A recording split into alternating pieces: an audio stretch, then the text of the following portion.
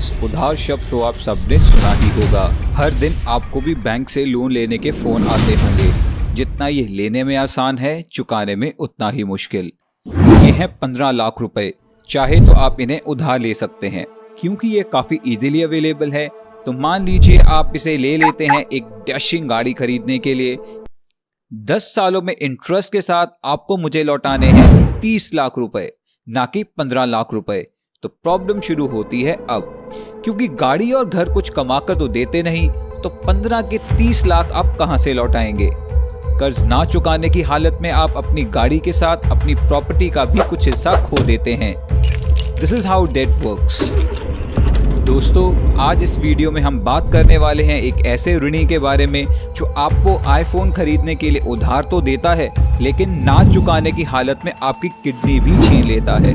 जी हाँ, हम बात कर रहे हैं चाइना के बारे में। दुनिया भर में चाइना कुछ ऐसे ही लोन बांट रहा है और उसके शिकार हैं थर्ड वर्ल्ड कंट्रीज, यानी कि ऐसे कंट्रीज जिन्हें डेवलपमेंट के नाम पर बहुत सारा पैसा चाहिए। ऐसे देशों में करप्शन इतनी ज्यादा है कि शायद करप्शन शब्द का इन देशों में कोई मीनिंग ही नहीं है। ऐसे देशों को डेवलपमेंट के लिए और नेताओं को सत्ता में बने रहने के लिए खूब सारा पैसा चाहिए, और यही एंट्री होती है चाइना की। चाइना के पास देने के लिए बहुत कुछ है।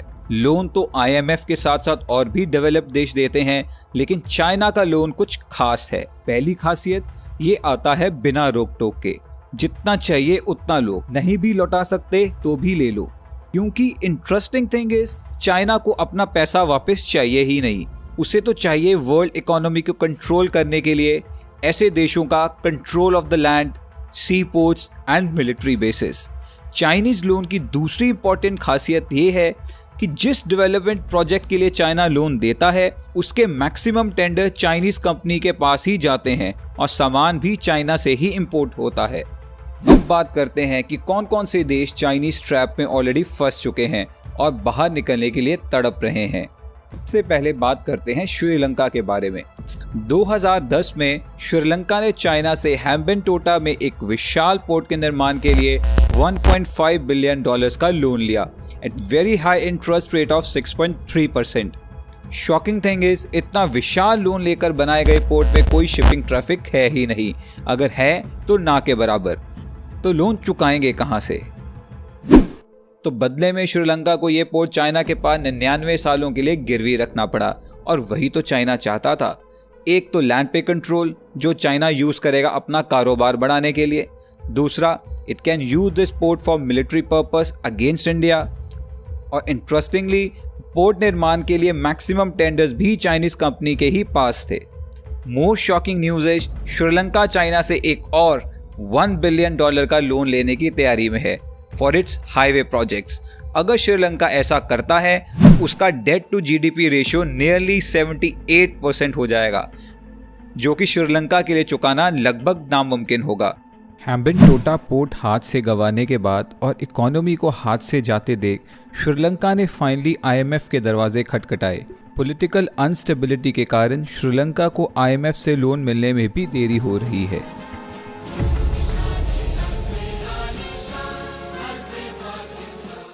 पाकिस्तान चाइना का प्यार कोई नया नहीं है। पाकिस्तान को डेवलपमेंट और इंडिया के अगेंस्ट टेररिज्म फंड करने के लिए पैसा चाहिए, और चाइना को अपनी मिलिट्री के लिए पाकिस्तानी पोर्ट्स और ट्रेड के लिए पाकिस्तानी ज़मीन। अरेबियन सी में बहुत ही महत्वपूर्ण, शायद चाइना के लिए बहुत ज़्यादा, ग्वाडर पोर्ट के डेवलपमेंट के लिए पाकिस्तान ने चाइना से $10 बिलियन का लोन लिया।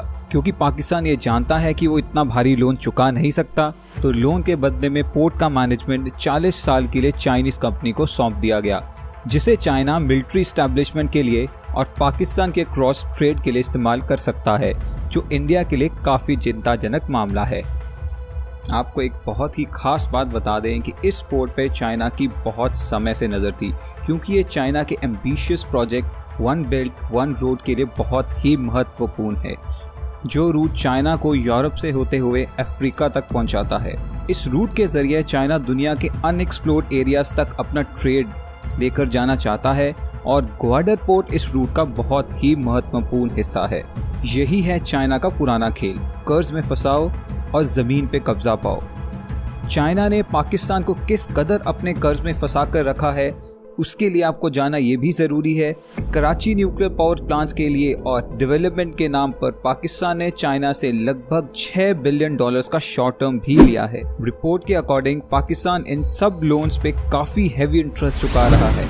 सबसे शॉकिंग न्यूज़ इज जितने भी चाइनीज़ लोन से पावर प्लांट्स पाकिस्तान में चल रहे हैं, पाकिस्तान सरकार ने चाइनीज़ कंपनी को कम से कम 34% हर साल रिटर्न का वादा किया था।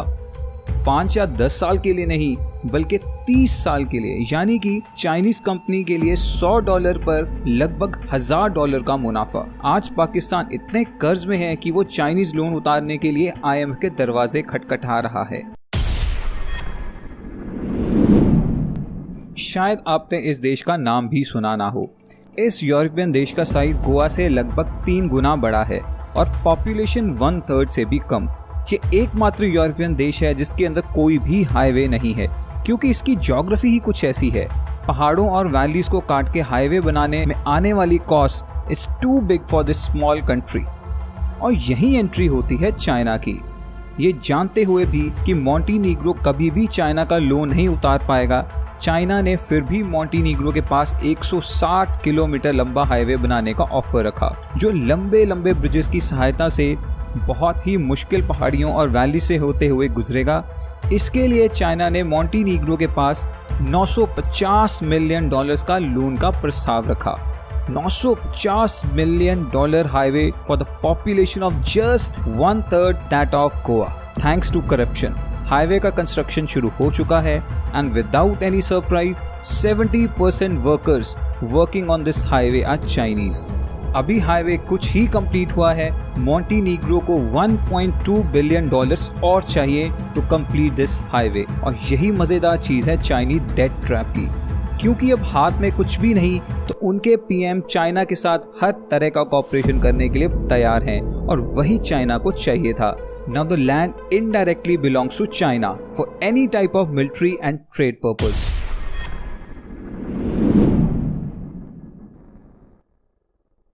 चाइनीज मनी ट्रैप का पहला अफ्रीकन शिकार जिबूटी ने भी श्रीलंका की तरह चाइना से लगभग $1.2 बिलियन का लोन लिया फॉर इंफ्रास्ट्रक्चरल प्रोजेक्ट्स।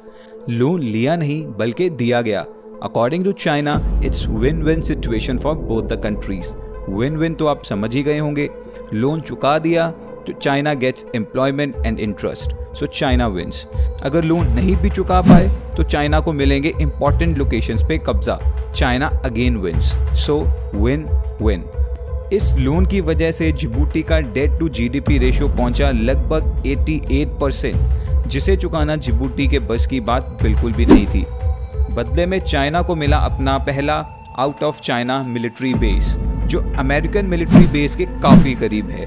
अब चाइना की नज़र है जिबूटी के सबसे इम्पोर्टेंट डोराले पोर्ट पर। ये पोर्ट इम्पोर्टेंट 2 रीजंस की वजह से है। पहला, ये पोर्ट चाइनीज मिलिट्री बेस के काफ़ी करीब है, जिसे चाइना यूज़ कर सकता है फॉर मिलिट्री असिस्टेंस एंड पूरे अफ्रीका में ट्रेड के लिए। दूसरा, ये पोर्ट जिबूटी में स्थित अमेरिकन, जापानीज, इटालियन और फ्रेंच बेसिस तक पहुंचने का सबसे इम्पोर्टेंट एक्सेस पॉइंट है।